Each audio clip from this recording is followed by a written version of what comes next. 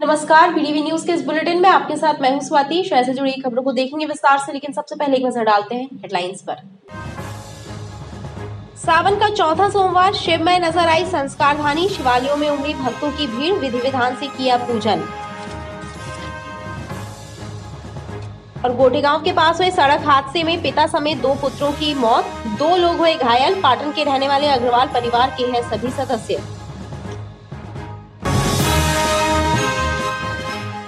Collectorate की समीक्षा बैठक में कलेक्टर सौरभ कुमार सुमन ने स्वास्थ्य विभाग के अधिकारियों को निर्देश दिए हैं कि आई फ्लू की रोकथाम के लिए स्कूलों में एवं कम्युनिटी सेंटरों पर कैंप लगाएं, साथ ही संक्रामक रोगों एवं आई फ्लू की दवाओं का निःशुल्क वितरण कराया जाए।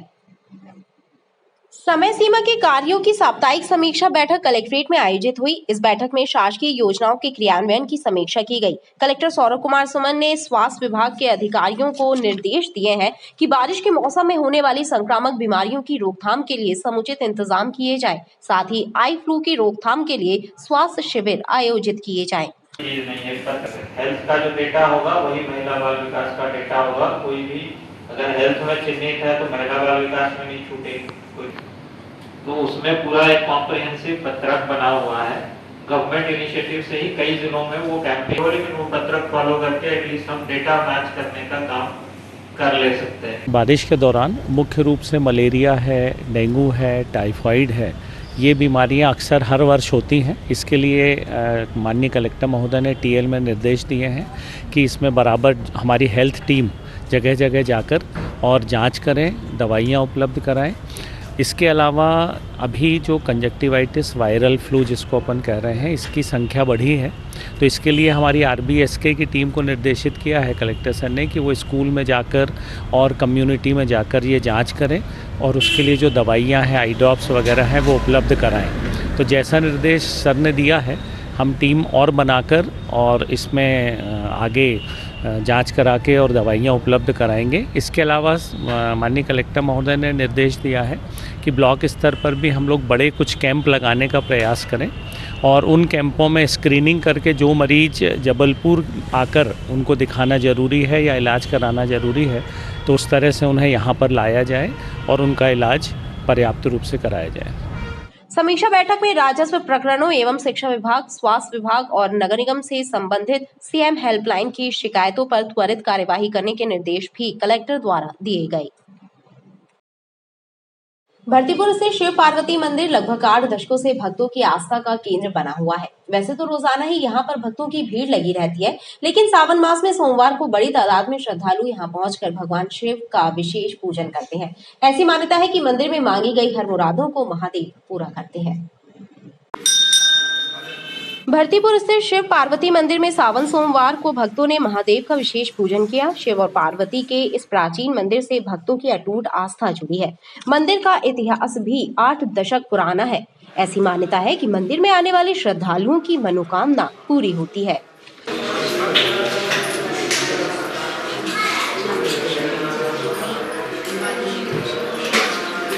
आज सावन सोमवार चौथा सोमवार है, जिस सुबह से श्रद्धालुओं की भीड़ लगी हुई है। सभी अपनी अपनी व्यवस्था के अनुसार पूजा करते हैं, क्योंकि भीड़ बहुत रहती है और सभी की मनोकामना पूरी होती है।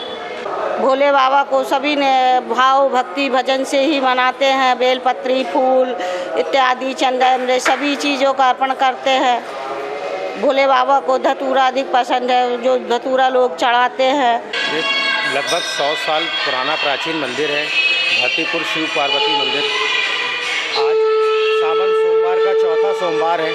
यहाँ पर श्रद्धालु माताएं बहनें सभी अपनी मनोकामना लेकर आती हैं, भगवान को जल अर्पण करती हैं, पूजा पाठ करके अपनी मनोकामना भगवान से पूरी करने के लिए प्रार्थना करती हैं। यह जो शिव पार्वती मंदिर, ये बहुत प्राचीन मंदिर है। जब हमारा देश आज़ाद हुआ था सन 48 के लगभग हमारे बुजुर्गों ने इसकी नींव रखी। ये जो मंदिर परिसर में एक शिवलिंग छोटा सा दिख रहा है वाइट रंग का, पहले उसको सामने मंदिर के ग्राउंड में रखा था। उसके बाद फिर लोगों की प्रेरणा से उस समय जो हमारे बुजुर्ग थे, उनकी उम्र सब युवा अवस्था थी, उन लोगों को प्रेरणा हुई। शायद भगवान ने जो 2-4 विशेष कार्यकर्ता थे, उनके स्वप्न में कुछ चीज़ें विदित हुई, यार मंदिर का निर्माण इस जगह पर होना चाहिए। उन लोगों ने ईश्वर की प्रेरणा से फिर यहाँ पर पहले शिव मंदिर बना, उसके बाद ये मूर्ति है जो शिव और पार्वती की, तो ये जयपुर से हमारे बुज़ुर्गों ने मोतीलाल दादा जैसे उनके माध्यम से बुलवाई गई थी उस समय, उसी पीरियड में। तो ये मूर्ति ज्वाइंट थी, तो उनने जो यहाँ से भक्तजन गए थे तो उनमें से बीच से कटवा के एक सिंगल मूर्ति पर भगवान शिव के लाए थे। जब उनके बाद जब उनको घर में और यहाँ के समाज के बुद्धिजीवियों में चर्चा हुई कि इनके साथ एक जोड़ा भी था, तो तुरंत उनको रवाना किया कि फिर वो भी मूर्ति माता पार्वती की आई। तो उसी पीरियड में 1 साल या 2 साल के अंतराल में शिव पार्वती, इसीलिए शिव पार्वती मंदिर के नाम से विख्यात हुआ।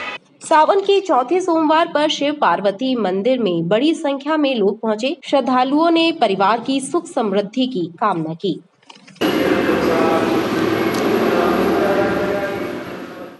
केंद्रीय खाद्य प्रसंस्करण एवं जल शक्ति राज्य मंत्री प्रहलाद पटेल सावन सोमवार पर स्वयंभू सिद्ध पीठ गुप्तेश्वर महादेव मंदिर पहुंचे और देवाधिदेव का अभिषेक किया। इस मौके पर मंदिर में बड़ी संख्या में उनके समर्थक भी मौजूद रहे। केंद्रीय राज्य मंत्री प्रहलाद पटेल जबलपुर प्रवास पर आए और इस बीच वो गुप्तेश्वर महादेव मंदिर पहुंचे और भगवान भोलेनाथ का अभिषेक किया।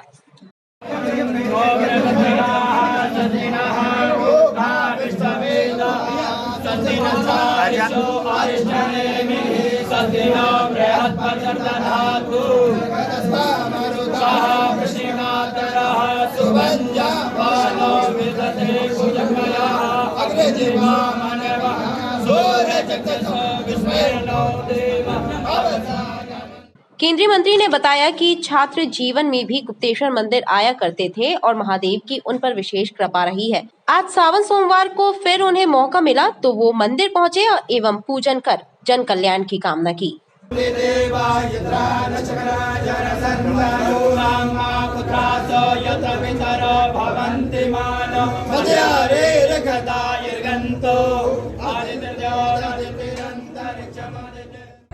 ये सोमवार है, हम अपने गुरुदेव परम पूज्य श्री वासी जी की परंपरा में 3 सोमवार श्रावण के निर्जला करते हैं।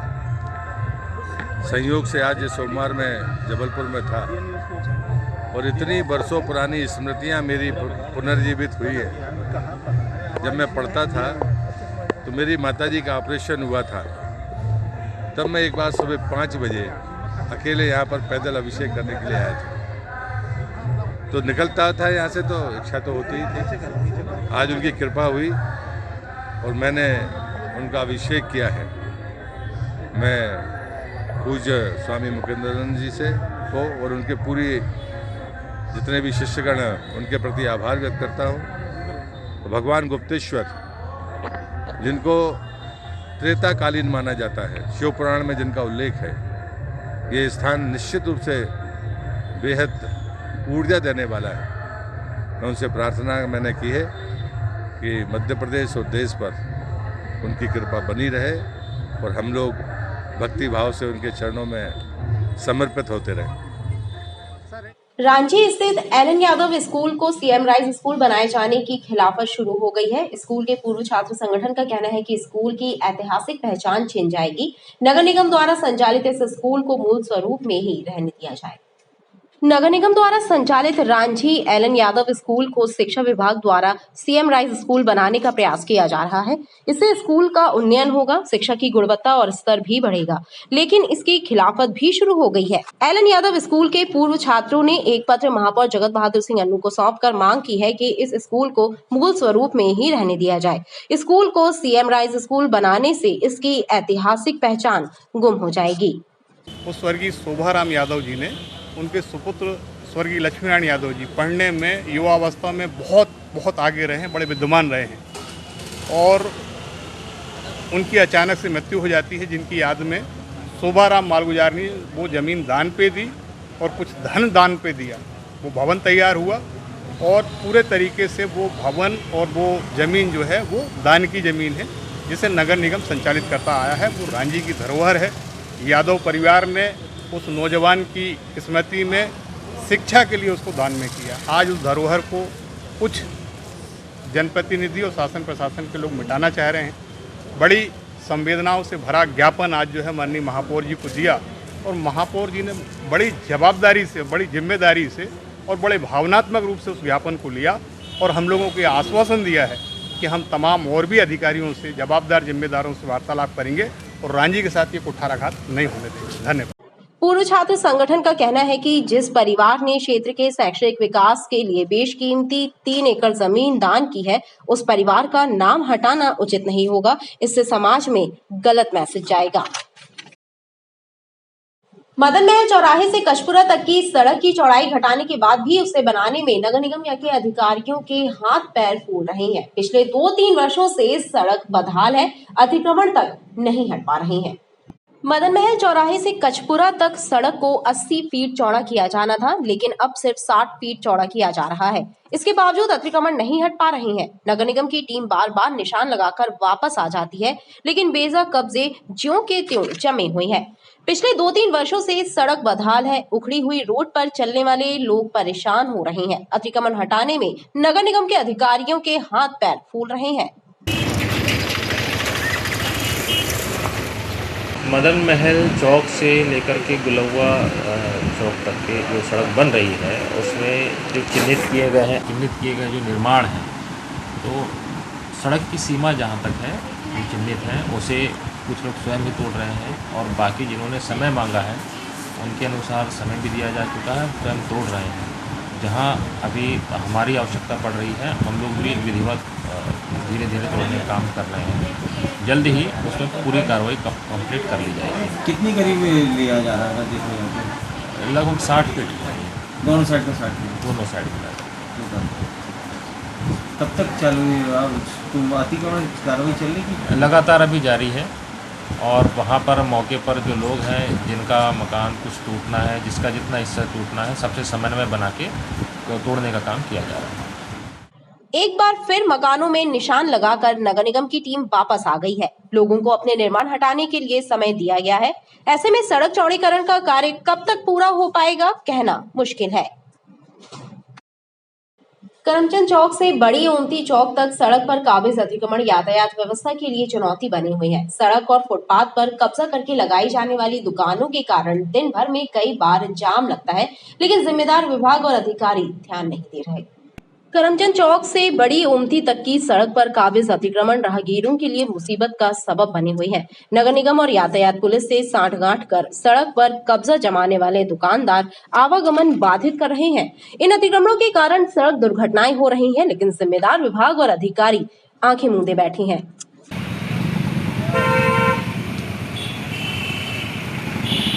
देखिए, अभी यहाँ पर क्या है कि हमेशा जाम की स्थिति बनी रहती है। आप देखते हैं कि यहाँ ओमती चौराहा से लेके आगे चौराहे तक ये जो बैग वाले हैं, बैग के बिल्कुल मेन रोड पे ले जाके लगा लेते हैं, जिससे क्या हो जाता है, पूरा का पूरा ट्रैफिक जाम हो जाता है और यहाँ पर आए दिन जाम की स्थिति बनी रहती है, जो कि बहुत ही नुकसानदेह है। कई लोग भिड़ जाते हैं, कई लोग कुछ हो जाते हैं। ये जो बैग वाले हैं, साइकिल वाले हैं, ये बहुत ज़्यादा यहाँ पर रोड में आके पूरा अपना सामग्री रख लेते हैं, जिससे क्या हो जाता है, जाम की स्थिति बनती है। नगर प्रशासन, पुलिस प्रशासन जब आता है तो अब सामान अंदर कर लेते हैं, लेकिन उसके बाद भी ये जाम की स्थिति हमेशा बनी रहती है और हमेशा इनकी स्थिति बनी रहेगी। अगर इस पर कठोरतम कार्रवाई नहीं की तो जाम की स्थिति यथावत रहेगी।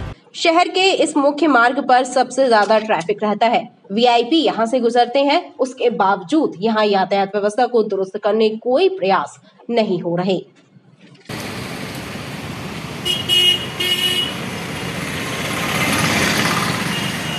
महिलाओं को आत्मनिर्भर बनाने के लिए शासन द्वारा चलाई जा रही योजनाओं के तहत कार्य कर रही सामाजिक संस्थाएं रोजगार संबंधी प्रशिक्षण प्रदान कर रही हैं। इसी श्रृंखला में अमझर खमरिया में गरीब वर्ग की महिलाओं एवं युवतियों को प्रशिक्षण प्रदान किया गया।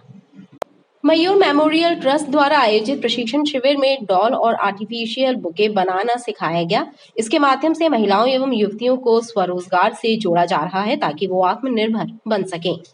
ग्राम अमझर में महिलाओं को स्वयं का रोजगार स्थापित करने के लिए कुछ कार्यक्रम आयोजित किया था, जिसके अंतर्गत पिछले 10 दिवस से हमने महिलाओं को कुछ ऐसे हस्तशिल्प के का गुण दिया जिनसे वो कम पूंजी लगा के अपना स्वयं का रोजगार स्थापित कर सकें। धन्यवाद। निर्मलचंद जैन वार्ड में चल रहे नाला निर्माण कार्य को बीच में ही रोक दिया गया है, लिहाजा स्थानीय जनता को बेहद परेशानी हो रही है। उनका कहना है कि नाले का पानी दुकानों एवं घरों में घुस रहा है और संक्रामक बीमारियां भी फैल रही हैं।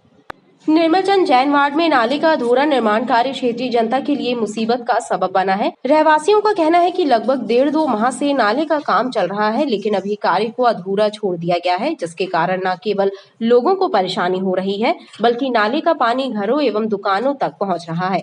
लिहाजा संक्रामक बीमारियां फैलने का भी खतरा बना हुआ है। इसके अलावा दुर्घटनाएं होने का भी अंदेशा बना रहता है। समस्या ये आ रही है, नाला खोद के रख दिया गया है और इस पर काम बंद कर दिया गया है। न इस पर कोई नेता आ रहे देखने, ना कोई नगर निगम कर्मचारी कोई आ रहा देखने क्या हो रहा। समस्या ये है कि यहाँ आए दिन ट्रैफिक होता रहता है, आए दिन दुर्घटनाएं हो रही हैं। नाला इतना गहरा खोद के रख दिया है और जितने व्यापारी संघ है, अपने दुकान वाले हैं, इनको भारी समस्या है। कोई ग्राहक नहीं आ रहा, पूरी दुकानदारी एकदम ठप पड़ी हुई है। और बरसात मौसम है, नाले का पूरा पानी भर गया, एकदम इसका बदबू मार रहा पानी का। और आप देख रहे हैं किस टाइप से भरा हुआ नाला, पूरी गंदगी एकदम पूरा, गाय हैं, जानवर हैं, आए दिन इसमें गिरते रहते हैं। रात बिगाड़ आम जनता परेशान होती है। नाला का कार्य चालू हुआ था, जो दुकानों घरों के सामने खोद के रख दिया गया और काम अचानक रोक दिया गया। इससे आम जनता और नागरिक को बहुत परेशानी हो रही है। लोगों की दुकानों और घरों में पानी भर जाता है। सीवर लाइन का पानी भी घरों में घुस रहा है। दूसरा, पाइप लाइन भी अवरुद्ध हो गई। इसके कारण लोगों को पानी लेने दूर दूर तक भटकना पड़ रहा है। स्थानीय रहवासियों ने नाला निर्माण कराने की मांग की है। नरसिंहपुर गोटेगांव मार्ग पर हुए सड़क हादसे में जबलपुर के पाटन में रहने वाले अग्रवाल परिवार के 3 सदस्यों की मौत हो गई, जबकि 2 लोग घायल हुए हैं, जिनका इलाज जारी है। पाटन के गल्ला व्यापारी ओमकार अग्रवाल, उनके बेटे संजय एवं संदीप अग्रवाल की इस दुर्घटना में मौत हुई है। बताया जा रहा है कि संदीप अग्रवाल पूर्व में भाजपा युवा मोर्चा के सक्रिय सदस्य थे। नरसिंहपुर करकबेल से लौटते वक्त एक अज्ञात वाहन की टक्कर से ये हादसा होना बताया जा रहा है। नरसिंहपुर करकबेल से पाटन लौटते वक्त गोटेगांव के पास एक अज्ञात वाहन की टक्कर से कार सवार ओमकार अग्रवाल और उनके बेटे संजय और संदीप अग्रवाल की मौत हो गई, जबकि ओमकार अग्रवाल के दोनों नाती गंभीर रूप से घायल हो गए। उन्हें इलाज के लिए अस्पताल में भर्ती कराया गया है। पुलिस से मिली जानकारी के अनुसार अग्रवाल परिवार करकबेल से लौट रहे थे, उसी बीच ये दुर्घटना हो गई। दोनों घायलों यश और हनी को जबलपुर के अस्पताल में भर्ती कराया गया है। बताया जा रहा है कि संदीप अग्रवाल भाजपा से जुड़े हुए थे। उनकी मौत की खबर से परिजनों एवं उनके परिचितों में शोक की लहर है। शहर में अपराधियों के हौसले इस कदर बुलंद हैं कि वह दिन दहाड़े चाकूबाजी की वारदात को अंजाम दे रहे हैं। संजीवनी नगर थाना क्षेत्र के कोरी मोहल्ले में बदमाश ने एक व्यक्ति पर दिन दहाड़े चाकू से हमला किया और मौके से फरार हो गया।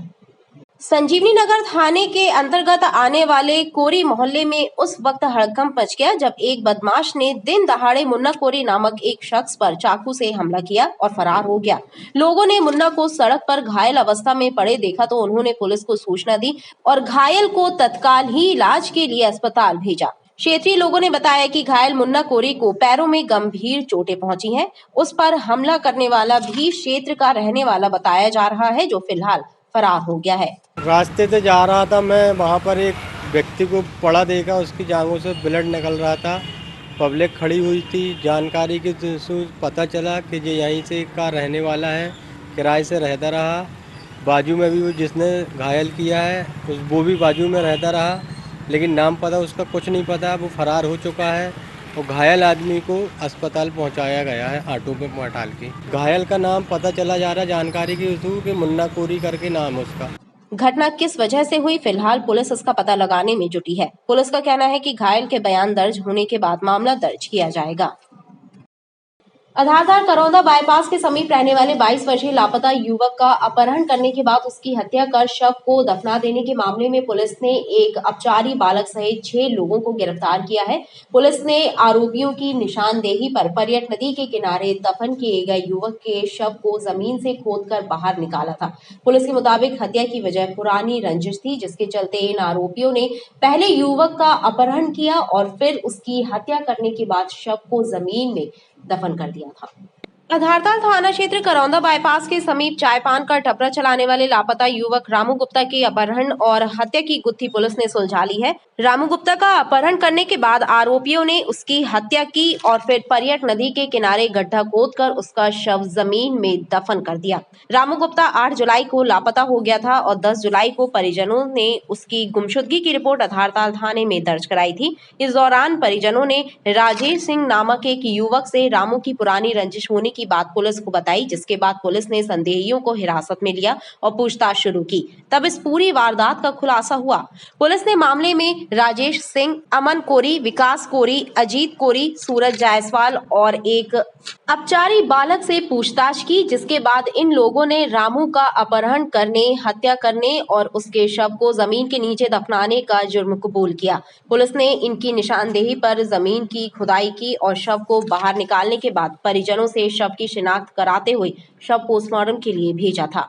जांच के दौरान जो है इनके द्वारा परिजनों द्वारा कुछ व्यक्तियों पर संदेह अभिव्यक्त किया गया था और उस संदेह के आधार पे और उन संदेहों के कॉल डिटेल के आधार पर जब जांच की गई तो ये तथ्य प्रकाश में आया कि पुरानी रंजिश के ऊपर से अजीत कोरी, सूरज जायसवाल, राजेश ठाकुर और अमन कोरी ये जो कि उसके परिचित थे गुमशुदा के, पुरानी रंजिश के ऊपर से 1.5 वर्ष पूर्व इनका विवाद हुआ था। तो और दिनांक घटना जो है 8/7/2023 को इसको पानठेले से उठाकर पीछे मैदान में ले गए हैं इंद्रप्रस्थ कॉलोनी वाले और वहाँ ले जाके इसके साथ पहले मारपीट किए हैं। फिर इसका मुंह बांधकर वहाँ से बाईपास से दाऊ मेरेज गार्डन बाईपास से ले जाकर पर्यट जो नदी बहती है बघेली गाँव के किनारे, नदी के किनारे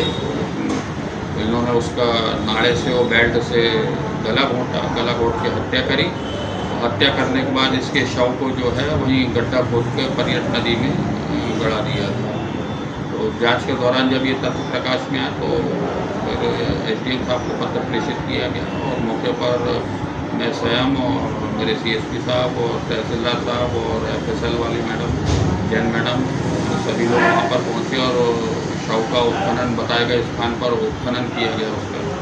तो वहाँ पर जो है डिकम्पोज शव उसका मिला मृतक का, रामू गुप्ता का, जिसके उसके पिता ने पहचान के बताया कि उसके बेटे का है। उपरोक्त गुम इंसान की जांच के उपरांत आरोपियों के विरुद्ध जो है अपराध धारा 364, 302, 201 का पंजीबद्ध कर अनुसंधान में लिया गया और अनुसंधान उपरांत उपरोक्त आरोपियों को जो है गिरफ्तार कर माननीय न्यायालय में पेश किया जा चुका है। इसमें 5 वयस्क हैं और 1 अपचारी बालक है। पुलिस ने सभी आरोपियों के विरुद्ध हत्या सहित अलग अलग धाराओं के तहत प्रकरण दर्ज किया है। मारपीट में घायल हुए युवक की मेडिकल अस्पताल में इलाज के दौरान मौत हो गई। मृतक के परिजनों ने उसके ससुराल पक्ष पर मारपीट करने के आरोप लगाए हैं और इस मामले की निष्पक्ष जांच कराने की मांग की है। विवाद की घटना प्रेम सागर क्षेत्र की है।